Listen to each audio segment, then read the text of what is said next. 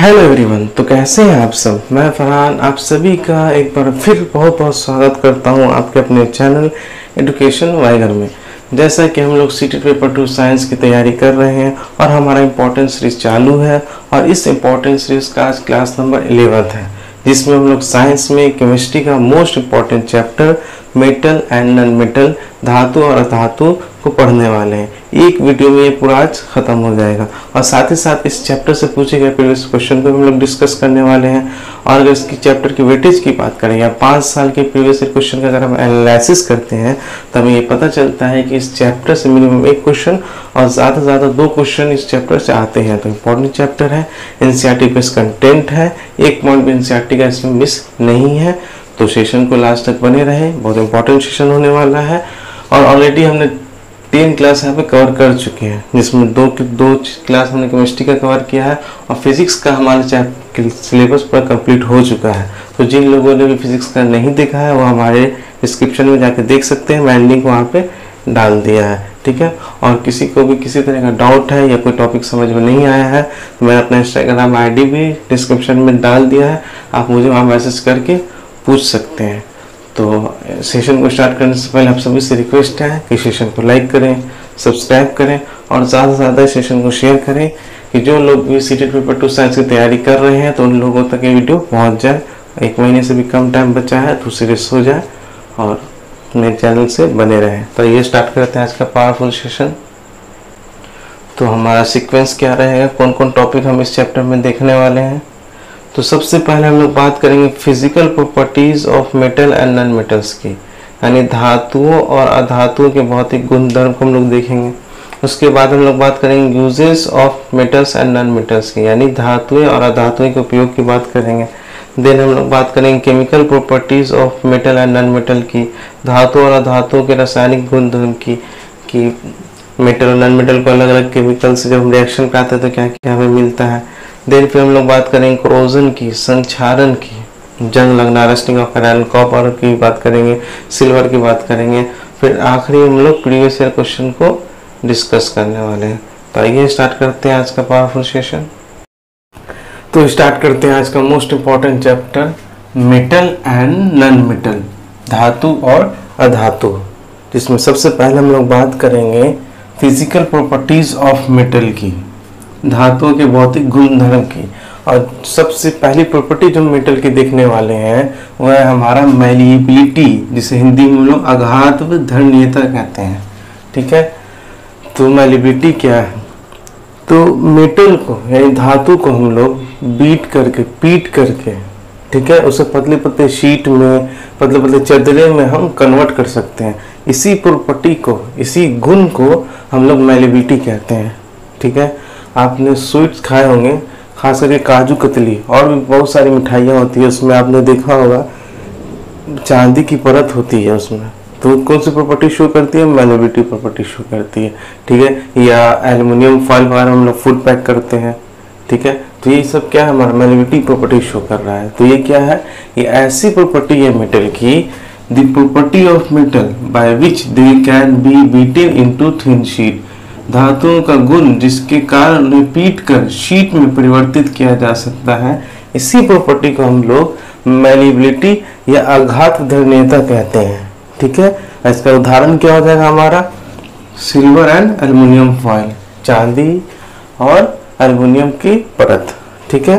तो यहाँ पे पहली प्रॉपर्टी देखी हमने, ठीक है।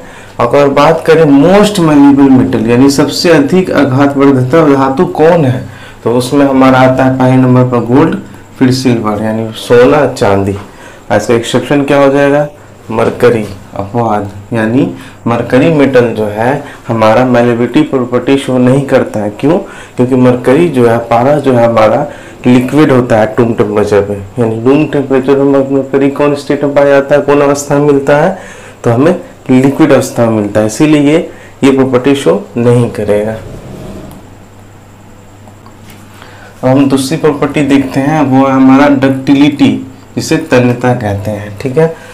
तो हम लोग धातु को वायर में भी कन्वर्ट कर सकते हैं, यानी धातु से हम लोग पतली पतली तारें भी बना सकते हैं। जैसे हम लोग घर में बहुत सारी वायर होंगी, उसमें आपने देखा होगा कॉपर की वायर होती है, एल्युमिनियम की वायर होती है, तो ये सब कौन प्रॉपर्टी है ये? हमारा डक्टिलिटी कहलाता है, यानी मेटल को वायर में कन्वर्ट करना, यानी मेटल को पतले तारों में परिवर्तित करना, ये हमारा क्या कहलाता है?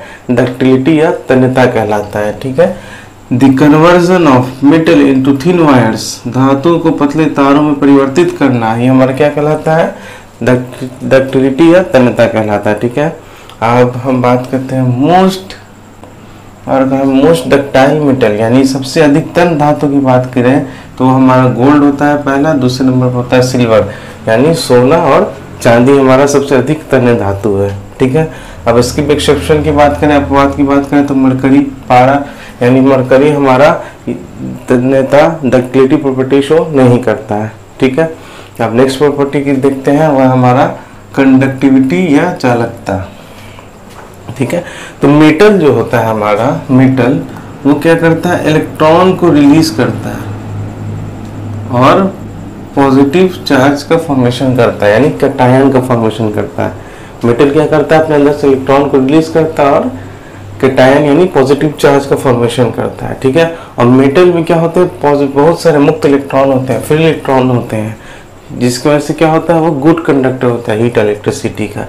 ठीक है, तो due to the presence of free electrons metal are good conductor of heat and electricity, मुक्त इलेक्ट्रॉन होने के कारण धातुएं विद्युत और ऊष्मा की सुचालक होती है। ठीक है, किसके कारण? तो फ्री इलेक्ट्रॉन के कारण, यानी मुक्त इलेक्ट्रॉन के कारण।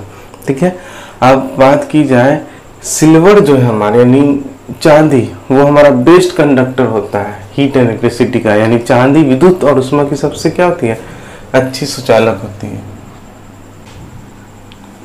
ठीक है, तो silver metal is the best conductor of heat and electricity, चांदी विद्युत और ऊष्मा की सबसे अच्छी सुचालक धातु है। हमने बात करी कि मेटल धातु क्या होते हैं? गुड कंडक्टर होते हैं हीट एंड इलेक्ट्रिसिटी के। ठीक है, लेकिन ओनली यानी लीड, शीशा की बात करें तो एक ऐसा मेटल है जो कि हमारा क्या होता है? बैड कंडक्टर होता है हीट एंड इलेक्ट्रिसिटी का। ठीक है, तो only metal which is bad conductor of heat and electricity, एक ऐसा धातु जो विद्युत और ऊष्मा की क्या होती है? कुचालक होती है, वो क्या होता है? हमारा लीड होता है, यानी शीशा होता है। ठीक है, तो ऐसे तो मेटल कैसा होता है? हमारा गुड कंडक्टर होता है हीट एंड इलेक्ट्रिसिटी का। ठीक है, विद्युत और ऊष्मा का कुचालक होता है। ठीक है, लेकिन लीड को छोड़ा के सुचालक होता है, लीड जो है हमारा ये कुचालक होता है। ठीक है, अब नेक्स्ट प्रॉपर्टी की देखते हैं कि फिजिकल स्टेट यानी भौतिक अवस्था। ठीक है, यानी धातु का भौतिक अवस्था क्या होता है? तो जनरली जो है सामान्य तौर पे क्या होता है? हमारे ये सॉलिड स्टेट में मिलता है। ठीक है, generally form in solid state, सामान्यतः ठोस अवस्था में पाया जाता है। ठीक है, इसके एक्सेप्शन की बात करें, अपवाद की बात करें तो हमारा पारा, ये क्या होता है? Form in liquid state eight room temperature, यानी कमरे के तापमान पर तरल अवस्था में पाया जाता है। ठीक है, तो ऐसे मेटल क्या होता है? सॉलिड स्टेट में मिलेगा आपको, द्रव अवस्था, ठोस अवस्था में। लेकिन एक्सेप्शन का क्या हो गया? मरकरी, पारा, जो लिक्विड फॉर्म में मिलता है हमें रूम टेम्परेचर पर, कमरे के तापमान पर। ठीक है, अब ऐसे दो ऐसे मेटल हैं जो क्या करते हैं, जब आप उसको अपने हाथ पर रखिएगा तो क्या होता है? वो पिघल जाता है। ठीक है, वो है हमारा गैलियम एंड सीजियम, क्योंकि उसका मेल्टिंग पॉइंट बहुत लो होता है। ठीक है, तो नॉर्मल टेम्परेचर पे क्या होता है? नॉर्मल रूम टेम्परेचर पे जब इस मेटल को हम अपने हैंड पे रखते हैं तो क्या होता है? पिघल जाता है। ठीक है, तो यहाँ पे लिखा हुआ है इंपॉर्टेंट नोट पे, इंपॉर्टेंट है, gallium and caesium are the metal which melts on palm, gallium और सीजियम में धातुएं हैं जो हथेली पर पिघल जाती हैं। ठीक है, तो ये था हमारा important note. Fifth property of metal देखें हम, तो वो है हमारा हार्डनेस, जिसे हम लोग कठोरता कहते हैं। ठीक है, तो जनरली तौर पर मेटल हमारा हार्ड होता है प्रकृति में। ठीक है, सामान्यतः ये कैसे होता है? कठोर होते हैं प्रकृति में। Generally metals are hard in nature, जैसे आपने लोहा देखा होगा, एल्युमिनियम देखा होगा, ये सब क्या होता है? जनरली तौर पे क्या होते हैं? हार्ड होते हैं। ठीक है, लेकिन इसमें भी कुछ एक्सेप्शन है। सोडियम और पोटेशियम हमारा ऐसा सॉफ्ट मेटल होता है जिसको हम लोग छुरी से भी आराम से काट कर सकते हैं। ठीक है, तो इंपॉर्टेंट पॉइंट है, sodium and potassium are the soft metal which can be cut by knife. Sodium और पोटेशियम मृदु धातुएं हैं जिन्हें चाकू से काटा जा सकता है। ठीक है, तो क्वेश्चन आता है कौन मेटल ऐसे हैं जिन्हें हम छुरी से काट सकते हैं? तो आंसर क्या हो जाएगा हमारा, सोडियम एंड पोटेशियम हो जाएगा। ठीक है, अब नेक्स्ट प्रॉपर्टी देखते हैं, वो है हमारा सोनोरस, जिसे हम लोग ध्वनात्मक कहते हैं। यानी जब हम धातु पर कोई हार्ड सब्सटेंस पे पीटेंगे या मारेंगे तो साउंड प्रोड्यूस होता है, ध्वनि प्रोड्यूस होता है। तो इसी प्रॉपर्टी को हम लोग क्या कहते हैं, ध्वनात्मक यानी सोनोरस कहते हैं। जैसे स्कूल में आपने देखा होगा बेल, उस पर हम हथौड़े से मारते हैं तो क्या होती है, टन आवाज करती है। तो ये कौन प्रॉपर्टी शो करता है, हमारा सोनोरस। ठीक है, तो when metal is strike by a hard substance then it produces sound. जब धातु को किसी कठोर पदार्थ से पीटा जाता है तो वह ध्वनि उत्पन्न करती है। और इसी प्रॉपर्टी को हम लोग क्या कहते हैं, ध्वनात्मक कहते हैं, सोनोरस कहते हैं। एग्जाम्पल क्या हो जाएगा हमारा, बेल, घंटी। अब नेक्स्ट प्रॉपर्टी देखते हैं, वो है हमारा लस्चरस यानी चमकील है। क्या, चमकील है। तो जब हम किसी मेटल को या धातु को प्रकाश की रोशनी में ले जाते हैं, रोशनी में ले जाते हैं तो वो चमकता हुआ हमें दिखती है। क्या दिखती है, हमें चमकदार दिखती है। तो इसी प्रॉपर्टी को हम लोग क्या कहते हैं, लस्टर, चमकीला कहते हैं। या मेटल जो है हमारा प्योर स्टेट में कैसा होता है, चमकीला होता है। ठीक है, इसी प्रॉपर्टी को हम लोग क्या कहते हैं, लस्टरस कहते हैं। ठीक है, तो when metal is expose in light then it shows shiny appearance. जब धातु पर प्रकाश गिरता है तो वह चमकदार दिखती है। इसी प्रॉपर्टी को हम लोग क्या कहते हैं, लस्टरस यानी चमकीले। ठीक है, तो यहाँ पे हम लोगों ने क्या बात करी, मेटल की बात करी, धातु की बात करी, धातु के भौतिक गुण की बात करी, फिजिकल प्रॉपर्टीज की बात करी जिस।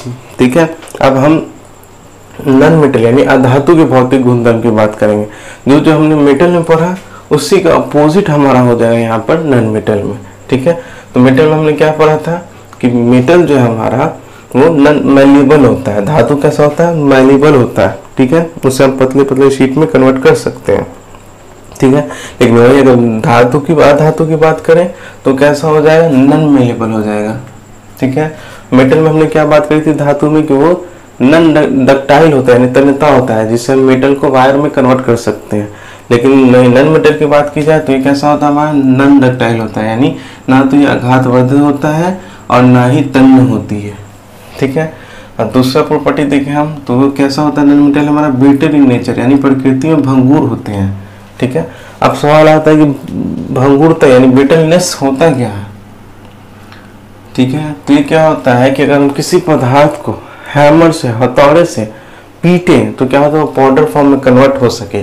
तो इसी प्रॉपर्टी को हम लोग क्या कहते हैं, ब्रिटलनेस कहते हैं, यानी भंगुरता कहते हैं। ठीक है, when a substance is beaten by hammer then it converts into powder form। ठीक है, यानी किसी पदार्थ को पाउडर फॉर्म में कन्वर्ट कर देना, किसकी हेल्प से, हैमर, हथौड़े की हेल्प से। ये हमारा ब्रिटलनेस कहलाता है। जब किसी पदार्थ को हथौड़े से पीटा जाता है तो वह चूर चूर हो जाता है। इसी प्रॉपर्टी को हम क्या कहते हैं, हमारा भंगुरता, ब्रिटलनेस कहते हैं। ठीक है, तो नॉन मेटल हमारा कैसा होता है, ब्रिटल इन नेचर होता है, प्रकृति में भंगुर होती है। ठीक है, मेटल में हमने क्या बात करी थी कि वो जनरली समान तौर पर ठोस अवस्था में मिलता है, यानी सॉलिड में मिलता है। ठीक है, उसका एक्सेप्शन हमने क्या देखा था, मरकरी, जो लिक्विड स्टेट में मिलता है। ठीक है, वैसे नॉन मेटल की बात की जाए तो ये तीनों फेज स्टेट में मिलेगा हमें। अधातु में ठोस, द्रव और गैस तीनों अवस्था में मिलती है। ठीक है, लेकिन इसका भी एक्सेप्शन है, अपवाद है। ब्रोमीन जो है हमारा वो क्या होता है, ब्रोमीन हमारा लिक्विड स्टेट में मिलता है रूम टेम्परेचर पर। ठीक है, कमरे के तापमान पर तरल अवस्था में पाया जाता है। इंपॉर्टेंट पॉइंट ऐसे याद रखना है, एक्सेप्शन को याद रखना, एग्जाम में पूछे जाते हैं। ठीक है, तो धातु की बात की जाए तो तीनों स्टेट में मिलता है, सॉलिड, लिक्विड, गैस में। ठीक है, एक्सेप्शन वाला ब्रोमीन है जो हमें लिक्विड स्टेट में मिलता है रूम टेम्परेचर पर। ठीक है, और मेटल में हमने क्या बात करी थी धातु में कि वो गुड कंडक्टर होता है हीट एंड इलेक्ट्रिसिटी का। ठीक है, लेकिन यहाँ पे बात करें non metals are bad conductor of heat and electricity, यानी धातुएं विद्युत और ऊष्मा की क्या होती है, कुचालक होती हैं। क्या होती हैं, कुचालक होती हैं। लेकिन इसमें भी एक्सेप्शन अपवाद है, ग्रेफाइट। ग्रेफाइट क्या होता है हमारा, ये गुड कंडक्टर होता है हीट एंड इलेक्ट्रिसिटी का, यानी विद्युत और ऊष्मा का सुचालक होता है। ठीक है, मेटल में हमने क्या बात करी थी धातु में कि मेटल कैसा होता है, लस्टरस होता है, चमकदार होता है। लेकिन वही अगर नॉन मेटल की बात करें तो ये हमारा नॉन लस्टरस होगा, यानी अधातु प्रकृति में चमकदार नहीं होती हैं। लेकिन इसमें भी अपवाद है, एक्सेप्शन है, वो हमारा आयोडीन। आयोडीन कैसा होता है, चमकदार होता है। ठीक है, नेक्स्ट प्रॉपर्टी देखते हैं। धातु में हमने क्या बात करी थी कि वो कैसा होता है, सोनोरस होता है यानी ध्वन्यात्मक होता है, लेकिन उसी का अपोजिट हमारा नॉन मेटल जो है वो हमारा नॉन सोनोरस इन नेचर होता है, यानी अधातुएं क्या होती है, ध्वन्यात्मक नहीं होती है, ठीक है। और मेटल में हमने क्या पढ़ा था कि मेटल कैसा होता है, तो हार्ड होता है नेचर में जनरली तौर पर, लेकिन यहाँ पे नॉन मेटल की बात की जाए तो कैसा होता है, सॉफ्ट होता है नेचर में, अधातुएं प्रकृति में मृदु होती हैं, ठीक है। तो ये तो हमने बात करी physical property of non metals की, यानी अधातुएं के भौतिक गुणधर्म की, ठीक है। तो पहले हमने फिजिकल प्रॉपर्टीज ऑफ मेटल देख ली, फिर physical property of non metal देख ली। अब हम बात करेंगे कि इसके क्या क्या उपयोग है, uses of metal and non metals, यानी धातु और अधातु के क्या क्या उपयोग है, ठीक है। तो हम जो सांस लेते हैं, ठीक है, तो हम सांस क्या लेते हैं, तो हम ऑक्सीजन को लेते हैं और कार्बन डाइऑक्साइड को छोड़ते हैं। तो ऑक्सीजन के बिना हम नहीं जी सकते, तो ऑक्सीजन क्या है, नेसेसरी है हमारे जीने के लिए, बहुत ज़रूरी है, ठीक है। और ऑक्सीजन क्या है, हमारा नॉन मेटल है, ठीक है। तो पहले यूज़ क्या हो गया यहाँ पे ऑक्सीजन, तो ऑक्सीजन क्या है, हमारा नॉन मेटल है, जो कि हमारे जीवन के लिए आवश्यक है और जिसे सभी सजीव श्वसन के समय अंदर लेते हैं, ठीक है। ये क्या हो गया, हमारा एसेंशियल फॉर ऑल, यानी हमारे लिए क्या है, आवश्यक है। और जितने भी लिविंग थिंग मतलब लिविंग थिंग्स है वो अब सांस लेने के लिए क्या ऑक्सीजन का यूज़ करते हैं, ठीक है। मनुष्य ऑक्सीजन का यूज़ करते हैं। तो ये हमारा क्या हो जाएगा, पहला उपयोग हो गया नॉन मेटल का। अब नेक्स्ट देखते हैं, अब हमारा है नाइट्रोजन और फॉस्फोरस, ठीक है। तो नाइट्रोजन और फॉस्फोरस क्या है हमारा, ये हमारा नॉन मेटल है, ठीक है। ये हमारा क्या है, नॉन मेटल है, ठीक है। इसमें एक और अगर एलिमेंट जोड़ दें हम, पोटेशियम, जो कि हमारा मेटल है, तो ये तीनों क्या है, ये क्या है, अब इसको हम लोग फर्टिलाइजर की तरह यूज़ करते हैं, उर्वरकों की तरह यूज़ करते हैं, जिससे कि फर्टिलाइजर क्या होगा हमारा, कि ग्रोथ ऑफ प्लांट क्या होता है हमारा अच्छा होता है, ठीक है। तो नाइट्रोजन फॉस्फोरस क्या हमारा नॉन मेटल है, जिससे हम लोग फर्टिलाइजर की तरह यूज़ करते हैं, और ये क्या करता है, ग्रोथ ऑफ प्लांट को इन्हेंस करता है, यानी अधातु जिनका उपयोग उर्वरकों में पौधों की वृद्धि हेतु किया जाता है, ठीक है। तो नाइट्रोजन फॉस्फोरस हम लोग कैसे यूज़ करते हैं, फर्टिलाइजर की तरह यूज़ करते हैं, ठीक है। अब नेक्स्ट है हमारा क्लोरीन। तो क्लोरीन को जो हम लोग जो है जल शुद्धिकरण प्रक्रम में यूज़ करते हैं, ठीक है। क्लोरीन में क्या हमारा नॉन मेटल है, use in water purification process, यानी अधातु जिसका उपयोग जल शुद्धिकरण प्रक्रम में किया जाता है, ठीक है। तो ऑक्सीजन की बात करें तो हम सांस लेने में, नाइट्रोजन फॉस्फोरस फर्टिलाइजर की तरह यूज़ करते हैं, क्लोरीन हमारा प्योरिफिकेशन प्रोसेस यानी शुद्धिकरण प्रक्रम में यूज़ होता है। नेक्स्ट देखते हैं, नेक्स्ट है हमारा आयोडीन, ठीक है। तो आयोडीन की अगर बात करें तो आयोडीन जो है हमारा, ये हमारा जो है पर्पल कलर का होता है। कैसे कलर का होता है, पर्पल कलर का, जिसे हम लोग एंटीसेप्टिक की तरह यूज़ करते हैं। किसकी तरह यूज़ करते हैं, एंटीसेप्टिक की तरह। जैसे कोई कट छट गया, घाव वगैरह हो गया, तो उसमें हम लोग आयोडीन का यूज़ करते हैं, एंटीसेप्टिक का यूज़ करते हैं, ठीक है। जैसे हमारे घर में डिटॉल वगैरह होता है ना, ये सब भी क्या एंटीसेप्टिक है, ठीक है। तो वही बता कह रहा है यहाँ पे, आयोडीन तो क्या है हमारा नॉन मेटल है। तो iodine is used in purple colour solution which is used as antiseptic. क्षय निरक्षक के रूप में जो बैंगनी रंग का विलयन प्रयोग किया जाता है, उसमें क्या होता है, आयोडीन होता है, ठीक है। उसमें क्या होता है, आयोडीन होता है, ठीक है। तो ये हमारा आयोडीन की बात हुई। अब अगर हम सल्फर एंड फास्फोरस की बात करें तो ये भी हमारा नॉन मेटल है, इसे हम लोग पटाखे वगैरह बनाने में यूज़ करते हैं। तो sulphur and phosphorus are used in crackers and explosive. Sulphur और फास्फोरस का प्रयोग पटाखे और विस्फोटक बनाने में किया जाता है, ठीक है।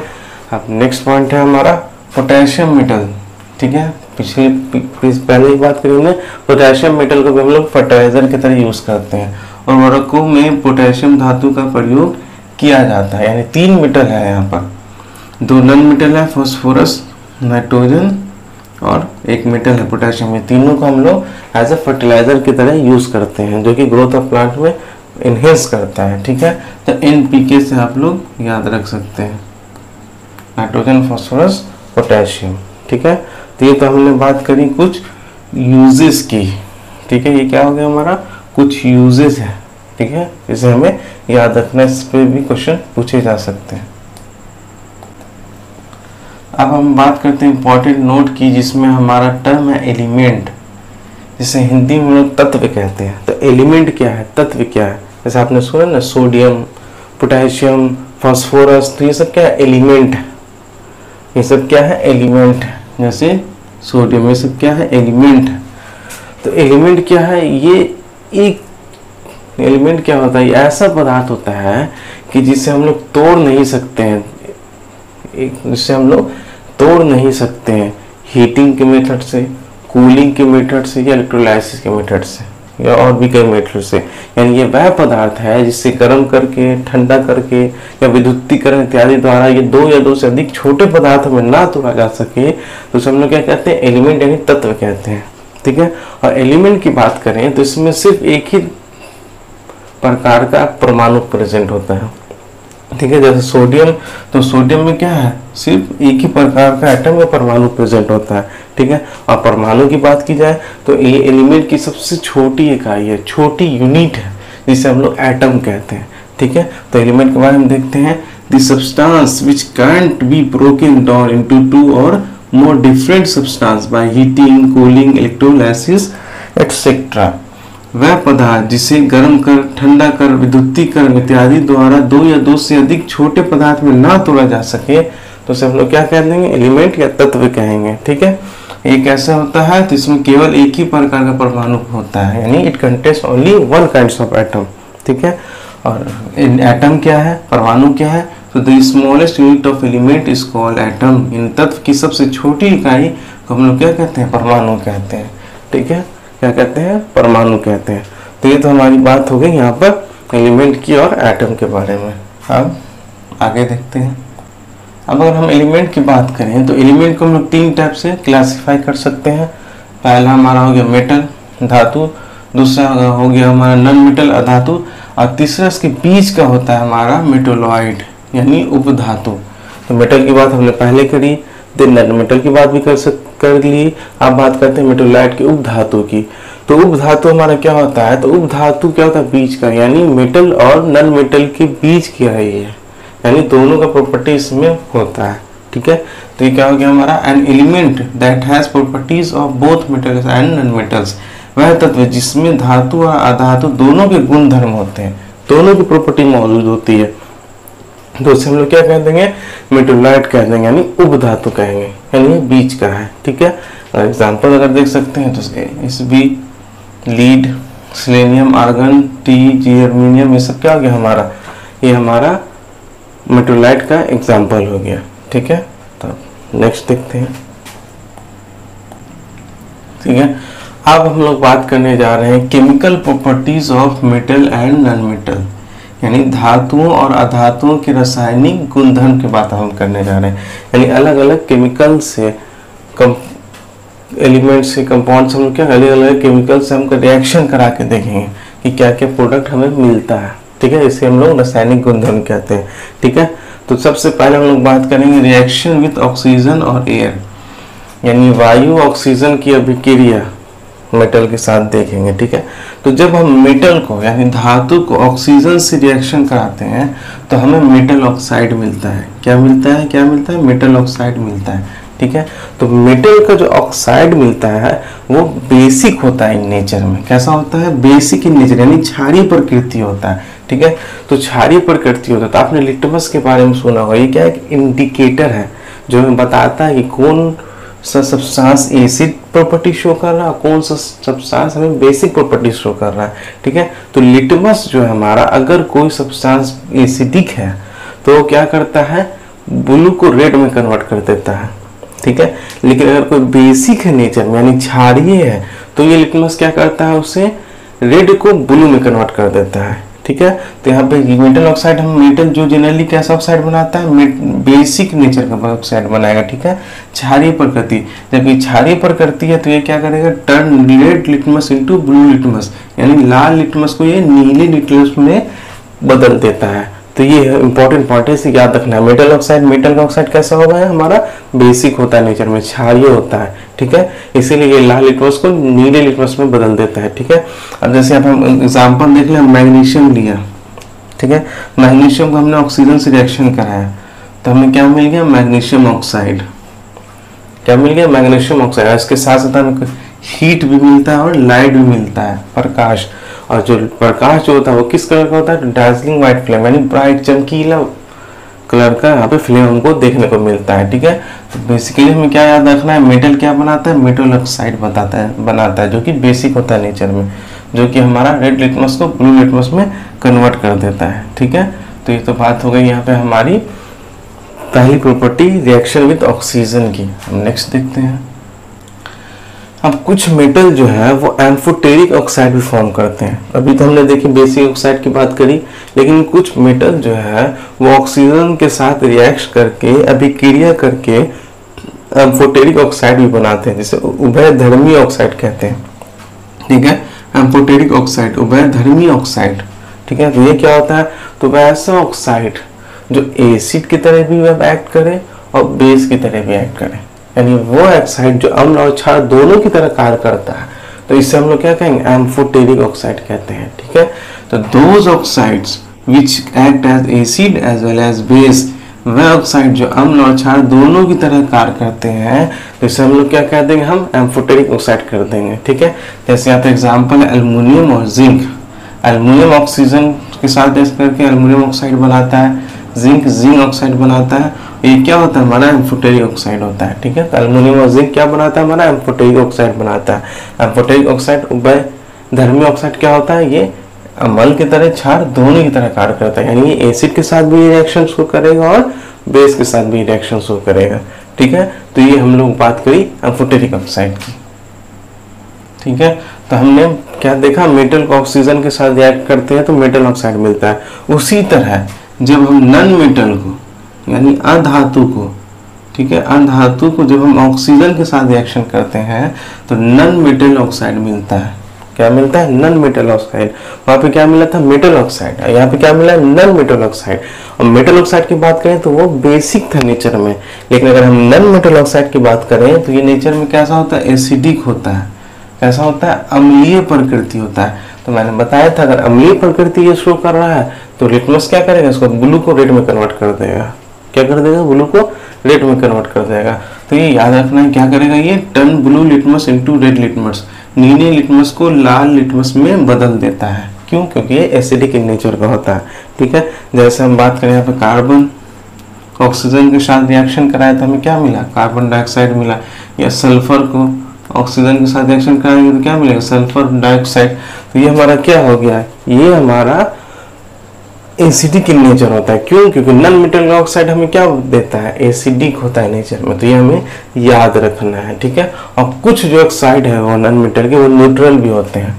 कैसे होते हैं, न्यूट्रल होते हैं। कुछ अधातु ऑक्साइड क्या होते हैं, उदासीन होते हैं, जैसे कार्बन मोनोऑक्साइड NO2 N2O। तो ये हमारा क्या है, न्यूट्रल ऑक्साइड है। तो इसे याद रखना है। ठीक है, तो मेटल ऑक्साइड क्या देगा हमें, बेसिक नेचर।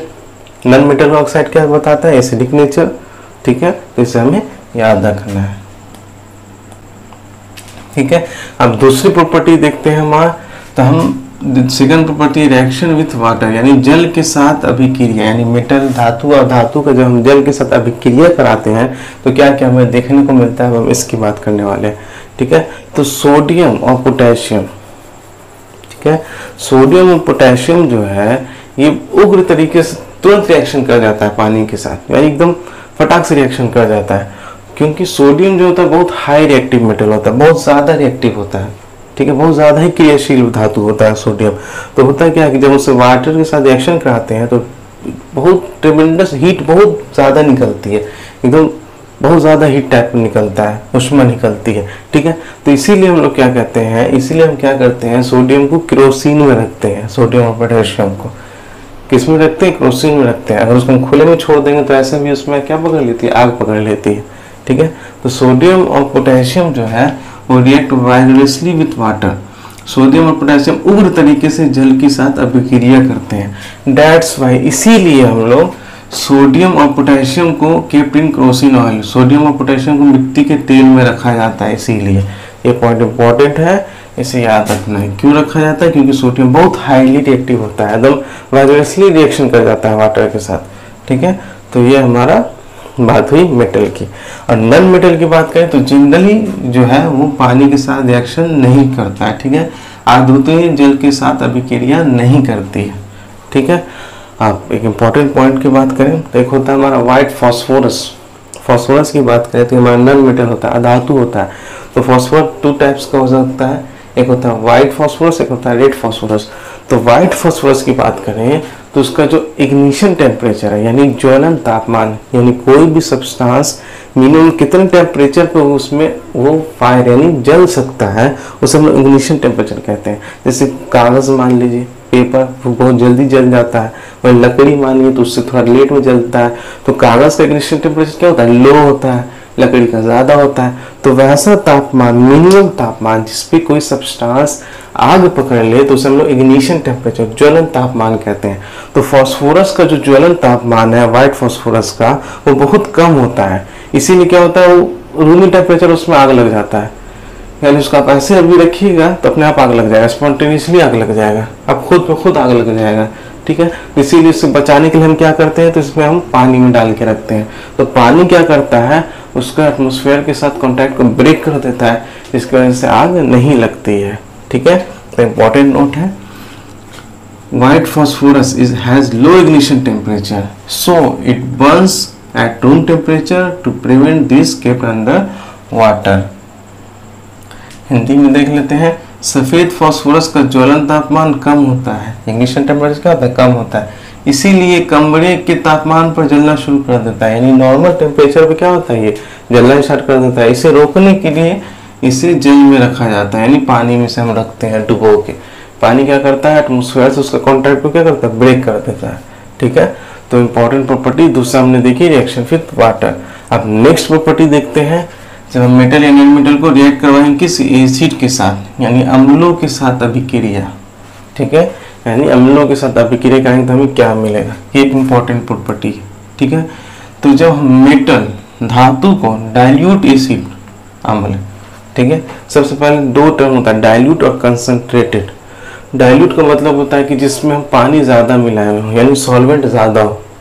ठीक है, तो ऐसा एसिड जिसमें पानी की मात्रा क्या हो, ज्यादा हो, तो डाइल्यूट एसिड हो गया। ठीक है, और वैसा एसिड जिसमें पानी की मात्रा कम है, एसिड ज्यादा है, तो वो कंसंट्रेटेड एसिड हो गया।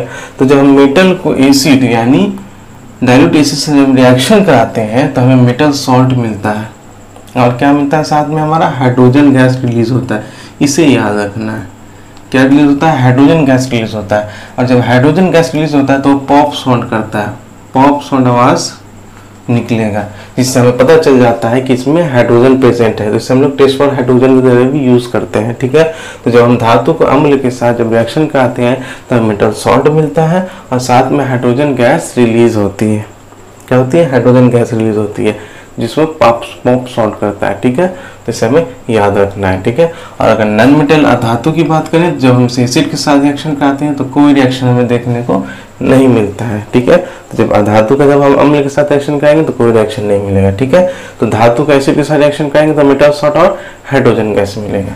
ठीक है, ठीक है, तो हमने क्या देखा कि मेटल जो है जब एसिड के साथ रिएक्शन कराएंगे तो मेटल सॉल्ट और हाइड्रोजन गैस रिलीज करता है। ठीक है, लेकिन हम कॉपर की बात करें, तांबा, तांबा भी क्या है, एक मेटल है। ठीक है, और HCl हाइड्रोक्लोरिक एसिड, ये हमारा क्या है, ये हमारा एसिड है। ठीक है, जब हम कॉपर को एसिड के साथ रिएक्शन कराते हैं तो ये रिएक्शन नहीं देता है, कोई रिएक्शन नहीं होता है। हीटिंग भी करें तो रिएक्शन नहीं होता है, लेकिन हम इसके जब सल्फ्यूरिक एसिड के साथ रिएक्शन कराते हैं तो रिएक्शन हो जाता है। ठीक है, तो ऐसा क्यों होता है, तो इसे याद रखिए। देखिए क्यों होता है, क्यों है, क्योंकि कॉपर जो है हाइड्रोजन से रिएक्टिविटी सीरीज में क्या होता है, नीचे आता है। ठीक है, नीचे आता है, यानी रिएक्टिविटी सीरीज में, क्रियाशील सीरीज में क्या होता है, कॉपर नीचे की तरफ होता है और हाइड्रोजन ऊपर की तरफ होता है। इसीलिए जो है कॉपर हाइड्रोक्सिल के साथ रिएक्शन नहीं कर पाता है। ठीक है, तो इसे हमें याद रखना है। ठीक है, लेकिन H2SO4 की बात की जाए तो वो उसके साथ वो रिएक्शन कर जाता है। ठीक है, तो copper does not react with hydrochloric acid even on heating, heating भी क्यों नहीं कर दे, तांबा हाइड्रोक्लोरिक अम्ल के साथ अभिक्रिया नहीं करता, यदि इनको गर्म भी किया जाए तब भी अभिक्रिया नहीं होती, परंतु तांबा सल्फ्यूरस अम्ल के साथ अभिक्रिया करता है, यानी सल्फ्यूरिक एसिड के साथ क्या करता है, तांबा रिएक्शन कर सकता है। ठीक है, तो इसे हमें याद रखना है। ठीक है, अब बात करते हैं रिएक्शन विथ बेस की, यानी क्षारकों के साथ अभिक्रिया। अभी हमने अम्ल के साथ देखा, अब हम बेस के साथ कराएंगे तो क्या क्या हमें मिलेगा। तो वही मिलेगा। अगर मेटल को हम बेस के साथ रिएक्शन कराएंगे तो हमें हाइड्रोजन गैस मिलेगा। धातु क्षार के साथ अभिक्रिया करके हाइड्रोजन गैस उत्पन्न करती है। ठीक है, क्या करती है? हाइड्रोजन गैस उत्पन्न करती है। जैसे मान लीजिए मेटल को ले लिया हमने सोडियम, ठीक है, और उसका बेस NaOH के साथ रिएक्शन कराया तो हमें क्या मिलेगा? हाइड्रोजन गैस मिलेगा। और वही धातु की बेस के साथ रिएक्शन कराए तो यहाँ पे भी रिएक्शन होता है, लेकिन ये कॉम्प्लेक्स कंपाउंड हमें मिलता है, यानी जटिल कंपाउंड मिलता है। ठीक है, तो ये तो बात हो गई बेस के साथ रिएक्शन कराया तो हमें क्या मिला। अब हमारा मोस्ट इम्पॉर्टेंट रिएक्शन जो है वो है हमारा डिस्प्लेसमेंट रिएक्शन, यानी विस्थापन अभिक्रिया। ये प्रॉपर्टी जो है बहुत इंपॉर्टेंट है। इस क्वेश्चन हमारा बनता है तो इस प्रॉपर्टी से, इस चैप्टर से क्वेश्चन बनता है। ठीक है, तो इसे अच्छे से देखना है। रिएक्शन विथ मेटल सॉल्ट, यानी धातुओं का लवण के साथ अभिक्रिया, धातुओं का लवण के साथ अभिक्रिया, विस्थापन क्रिया। तो इस रिएक्शन को हमें समझने से पहले हमें रिएक्टिविटी सीरीज को समझना पड़ेगा, उसे हमें लर्न करना पड़ेगा। तो आइए पहले से समझते हैं। ठीक है, तो ये हमारा है रिएक्टिविटी सीरीज ऑफ मेटल्स, धातुओं की अभिक्रिया श्रेणी। ठीक है, ये रिएक्टिविटी सीरीज है। यहाँ पे बहुत सारे एलिमेंट है, मेटल है, इसका रिएक्टिविटी सीरीज है, यानी कौन मेटल सबसे ज्यादा रिएक्टिव है, मोस्ट रिएक्टिव और कौन कम है, एक ऑर्डर में दिया हुआ है। ठीक है, तो यहाँ पे ये ऑर्डर है। सबसे ऊपर हमारा पोटेशियम आता है, फिर सोडियम आता है, फिर कैल्शियम आता है, फिर मैग्नीशियम आता है, फिर एल्युमिनियम आता है, फिर जिंक आता है, आयरन आता है, पीबी आता है, हाइड्रोजन, कॉपर, मरकरी, सिल्वर और गोल्ड। ठीक है, तो जैसे जैसे आप ऊपर से नीचे आते जाएंगे हमारा रिएक्टिविटी क्या होता है? डिक्रीज होने लगता है, यानी अभिक्रिया का घटनाक्रम। ठीक है, तो जैसे जैसे हम ऊपर से नीचे आएंगे क्या होगा? हमारा रिएक्टिविटी डिक्रीज करेगा। तो सबसे ऊपर के साइड क्या होगा? मोस्ट एक्टिव होगा, यानी सबसे अधिक क्रियाशील धातु मिलेंगे आपको। नीचे के साइड क्या मिलेंगे? सबसे कम क्रियाशील धातु, लीस्ट एक्टिव मेटल मिलेंगे। ठीक है, तो इसे हमें याद रखना है। अब इसको याद कैसे रखें? तो इसके लिए बहुत आसान सी ट्रिक है जिससे आप इसे याद रख सकते हैं। ये याद रखना ही पड़ेगा क्योंकि इस पर बेस्ट क्वेश्चन एग्जाम में आते ही आते हैं। ठीक है, तो इसको हम इस प्रकार से याद रखते हैं। जैसे काशीनाथ का माली, काशी नाम का एक माली था जो आलू फीका पकाता था। ठीक है, तो उसका मालिक ने एक बार आलू देखा उसे कि आलू उसने फीका पकाया, तो उसने बोला क्या हुआ, आगे हो। तो ये ट्रिक है हमारा। ठीक है, तो काशीनाथ का माली आलू जरा फीके पकाता है, क्या हुआ, आगे हो।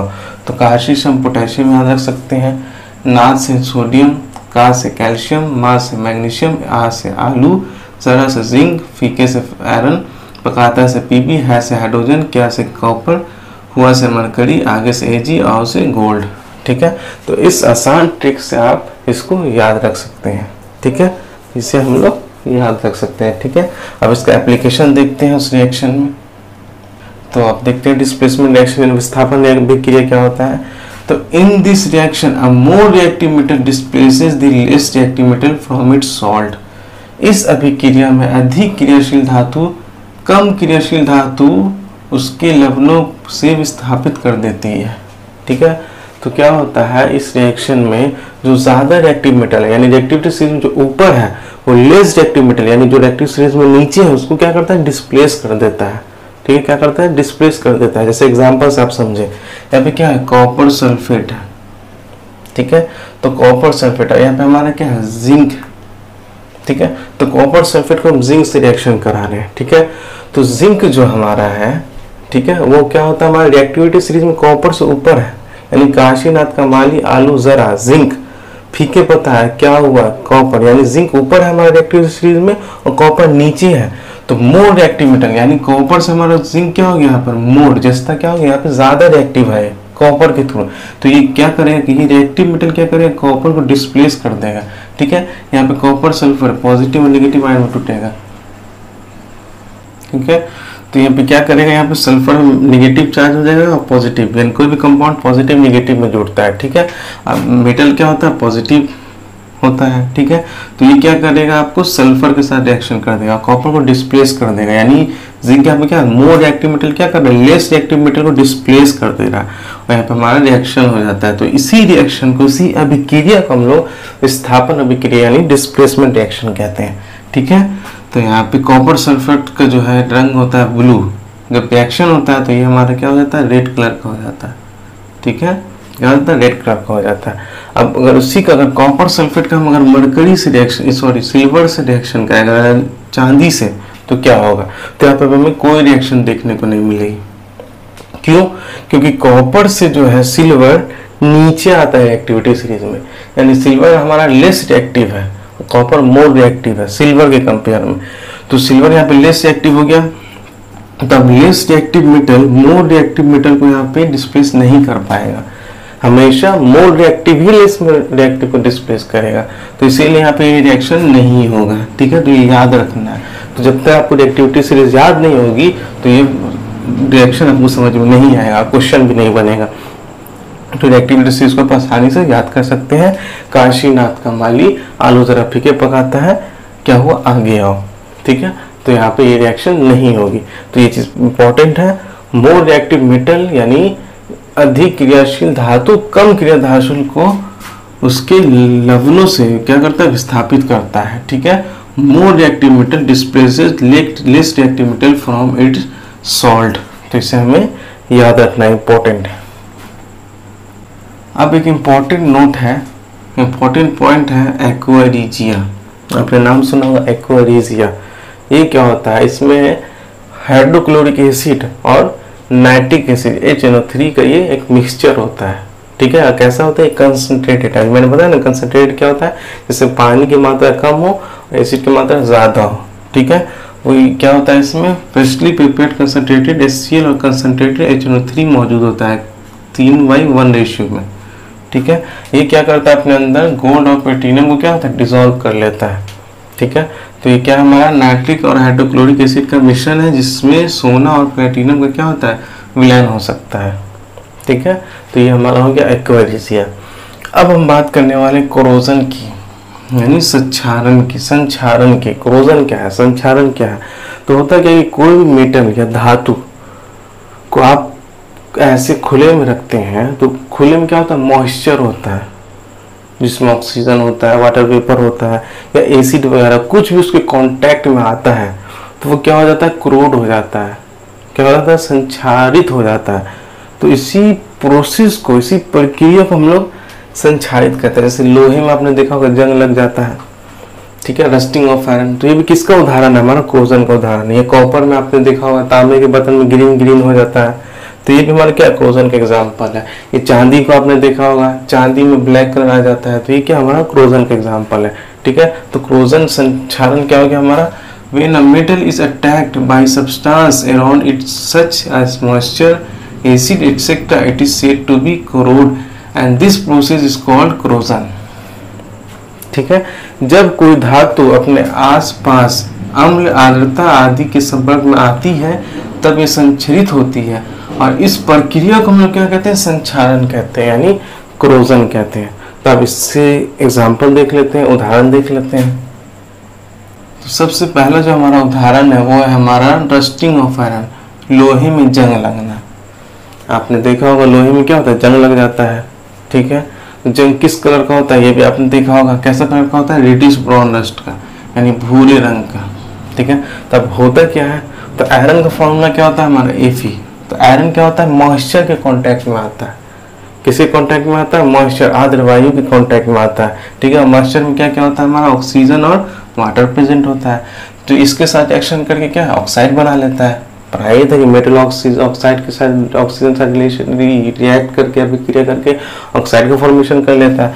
तो यहाँ पे क्या होता है? ये ऑक्साइड का फॉर्मेशन कर लेता है। और ये कैसा होता है? रेडिश ब्राउन रस्ट का। तो ये ऑक्साइड है, मेटल का ऑक्साइड। तो मैंने बताया था मेटल ऑक्साइड कैसे नेचर का होता है?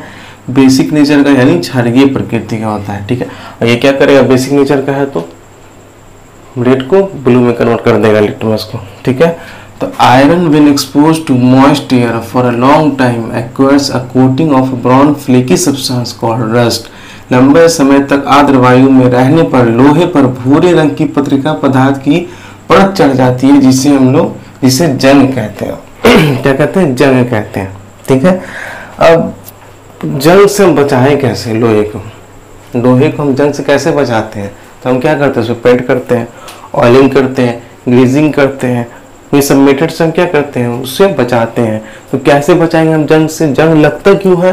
तो मॉइस्ट के कांटेक्ट में आने से। तो जब हम उसे प्रिंट कर देते हैं तो क्या होता है, डायरेक्ट उसमें मॉइस्ट कांटेक्ट नहीं आ सकता है, ठीक है। ऐसे एक मेथड होता है गैल्वेनाइजेशन। क्या होता है हमारा गैल्वेनाइजेशन, ठीक है। उसमें क्या करते हैं हम लोग कि आयरन है, मान लीजिए आयरन है, तो उसकी तरफ क्या करते हैं, जिंक का कोटिंग कर देते हैं, यानी जिंक की परत को चढ़ा देते हैं। इससे क्या होता है कि मॉइस्चर से डायरेक्ट कांटेक्ट आयरन का क्या होता है, खत्म हो जाता है। उसकी वजह से रिएक्शन होगा नहीं, ऑक्साइड का फॉर्मेशन नहीं होगा, तो इस वजह से क्या होता है, उसमें जंग नहीं लगता है, ठीक है। तो इसे हम लोग गैल्वेनाइजेशन कहते हैं, ठीक है। तो ये हम लोगों ने पहले एक्रोजन का एग्जाम्पल देखा, रस्टिंग ऑफ आयरन की, लोहे में जंग लगना। अब नेक्स्ट एग्जाम्पल है हमारा टार्निशिंग ऑफ कॉपर, यानी तांबे की का धूमिल होना, ठीक है। ये भी हमारा क्रोजन का एग्जाम्पल है, संक्षारण का एग्जाम्पल है। होता क्या है इसमें कि कॉपर रिएक्शन भी वही होगा, कॉपर भी क्या होगा, मॉइस्ट एयर जो होता है उसके साथ रिएक्शन करेगा। तो एयर में क्या क्या है, वाटर है, कार्बन डाइऑक्साइड भी, ऑक्सीजन भी है, तो उसके साथ रिएक्शन करके हाइड्रोक्साइड और कार्बोनेट बना देता है, जो कि ग्रीन लेयर का फॉर्मेशन करता है, ठीक है। कहता है कि कॉपर वायु में उपस्थित आर्द्र कार्बन डाइऑक्साइड के साथ अभिक्रिया करता है। Copper react with moist carbon dioxide in the air and slowly loses its shiny brown surface all and gains a green coat. This green substance is basic copper carbonate. यानी copper में जो वायु उपस्थित कार्बन डाइऑक्साइड के reaction कर लेता है, जिसके कारण क्या होता है, जो उसका ओरिजिनल कलर है, जो भूरा कलर, जो तांबा का ओरिजिनल कलर है, वो धीरे धीरे क्या अपना खत्म हो जाने लगता है उसका कलर, और उसमें क्या होता है, हरे रंग की परत चढ़ जाती है। और उस जो हरे रंग की परत क्या होता है हमारा, तो कॉपर कार्बोनेट होता है। तो इसे याद रखना है, हरे रंग का क्या होता है, वो कॉपर का कार्बोनेट होता है। तो ये कैसे ग्रीन क्यों हो जाता है, क्योंकि वहाँ पे कॉपर कार्बोनेट का क्या होता है, एक लेयर जमा हो जाता है। तो ये हमने क्रोजन एग्जाम्पल देखा, यहाँ पे टर्निशिंग ऑफ कार्बन की, यानी थोड़ी कॉपर की, तांबे की धूमिल होना। अब जो हमारा नेक्स्ट क्रोजन का जो एग्जाम्पल है वो है हमारा सिल्वर, यानी चांदी, ठीक है। तो क्या होता है कि खुली वायु में कुछ दिन चांदी को छोड़ देने पर सिल्वर की वस्तुएं काली हो जाती हैं। आपने देखा होगा सिल्वर में क्या काली हो जाती है, क्यों हो जाती है वैसे? तो सिल्वर वायु में स्थित सल्फर के साथ अभिक्रिया करके सिल्वर सल्फाइड की परत बनने के कारण ऐसा होता है। यानी सिल्वर जो है हमारा Ag वो हाइड्रोजन सल्फाइड के साथ रिएक्शन कर जाता है और क्या देता है हमें, Ag2S और हाइड्रोजन। Ag2S क्या होता है हमारा, सल्फर, सिल्वर सल्फाइड इसे कहते हैं, क्या कहते हैं, सिल्वर सल्फाइड। इसी का लेयर बना लेता है अपने ऊपर, ठीक है। तो क्या करता है ये, इसका लेयर बना लेता है, तो इसे हमें याद रखना है। तो ये क्या होता है हमारा, यहाँ पे सिल्वर सल्फाइड की लेयर बना लेता है, इसी वजह से सिल्वर क्या हो जाता है, यहाँ पे ब्लैक हो जाता है, ठीक है। तो यहाँ पर हमारा जो है कंटेंट यहाँ पे खत्म होता है इसी के साथ, ठीक है। इम्पोर्टेंट चैप्टर है, अच्छा चैप्टर है, इसे अच्छे से पढ़ना है। आइए अब इस चैप्टर से प्रीवियस ईयर क्वेश्चन को सॉल्व करते हैं, यानी पूछे गए पिछले सालों में जो क्वेश्चन है उसको सॉल्व करते हैं और देखते हैं कि इस चैप्टर से किस टाइप के, किस प्रकार के क्वेश्चन एग्जाम में पूछे जाते हैं। तो आइए सॉल्व करते हैं।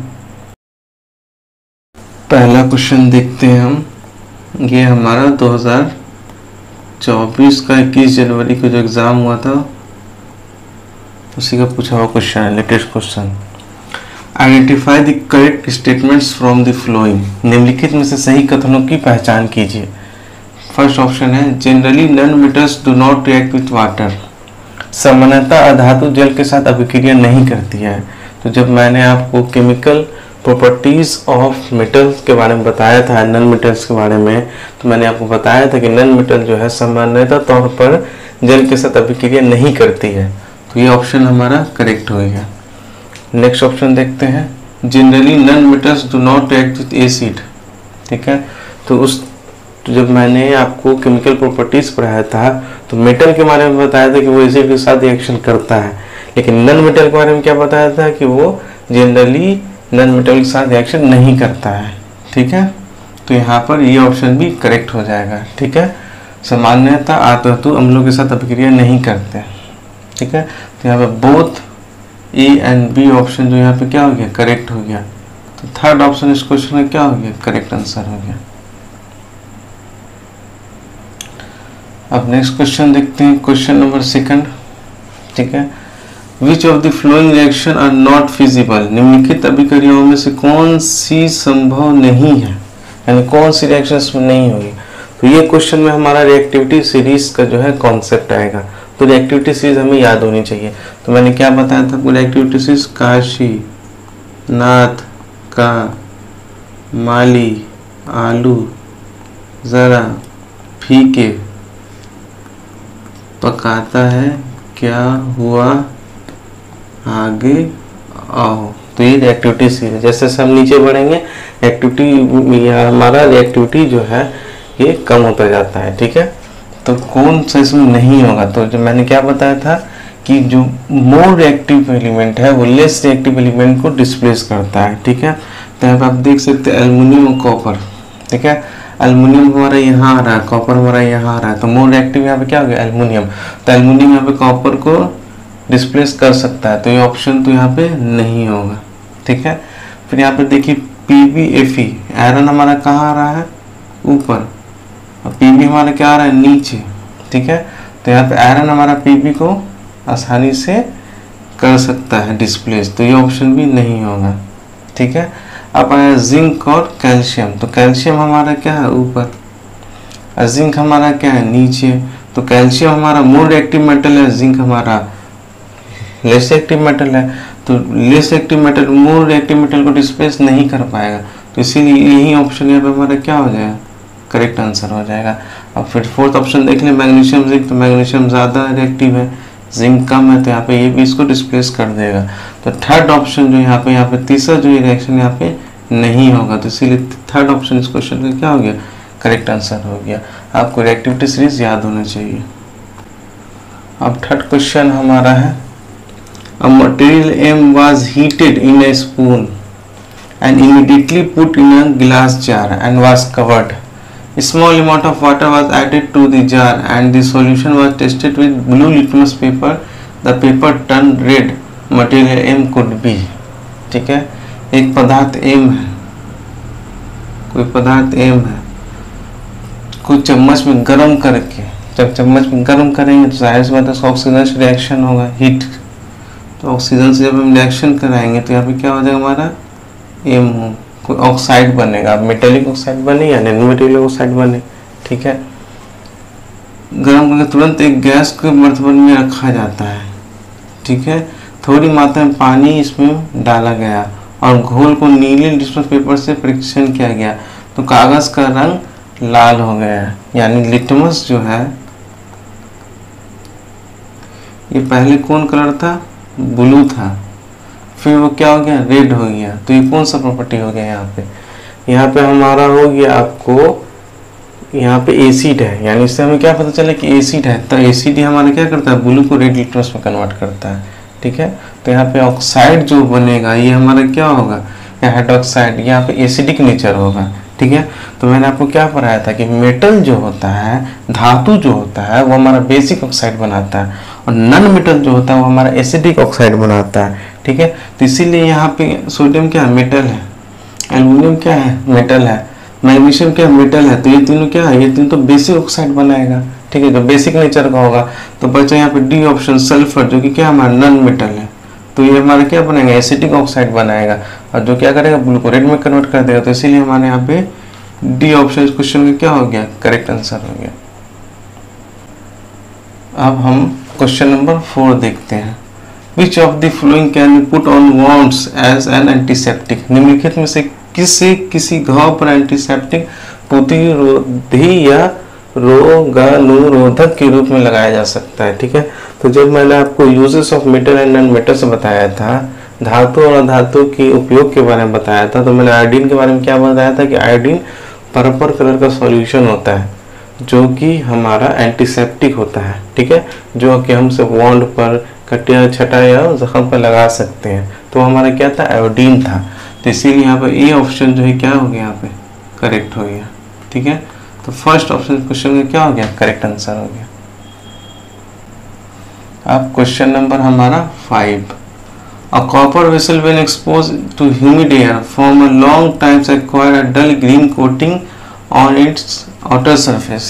The green material is, ठीक है, the green material is, मैंने आपको क्या बताया कि जब हम कॉपर को मॉइस्चर में कांटेक्ट में आता है तो यह करता है मॉइस्चर से वाटर, कार्बन डाइऑक्साइड और ऑक्सीजन के साथ क्या करता है, यह भी क्रिया कर लेता है, रिएक्शन कर देता है और क्या बना देता है यहाँ पे कॉपर कार्बोनेट और कॉपर हाइड्रोक्साइड बना देता है। इसी की वजह से क्या होता है ग्रीन लेयर आ जाता है कॉपर के बर्तन में, जिसे हम लोग टार्निशिंग ऑफ कॉपर कहते हैं। यानी क्रोजन टॉपिक में हमने ये पढ़ा था, ठीक है। तो यहाँ पे क्या हो जाएगा option copper carbonate copper hydroxide, ये ऑप्शन तो सही लग रहा है।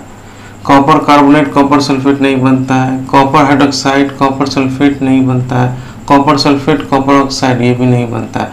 तो फर्स्ट ऑप्शन जो हमारा इस क्वेश्चन का क्या हो गया, करेक्ट आंसर हो गया। तो ये ऑप्शन यहाँ पे इस क्वेश्चन में क्या हो गया, करेक्ट आंसर हो गया। हम देखते हैं हम लोग क्वेश्चन नंबर 6।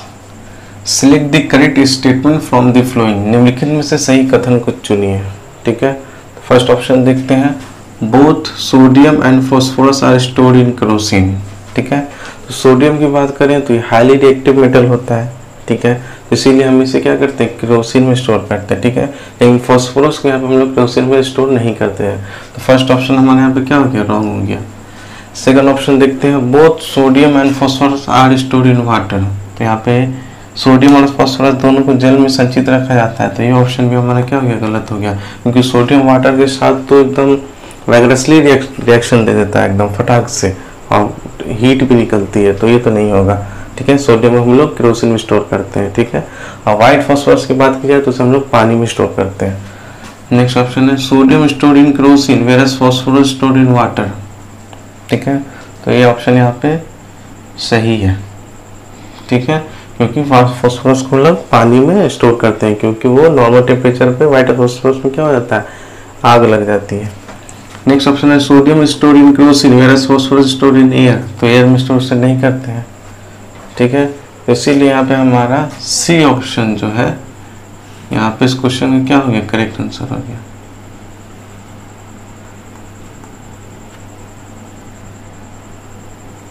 आप देखते हैं क्वेश्चन नंबर 7।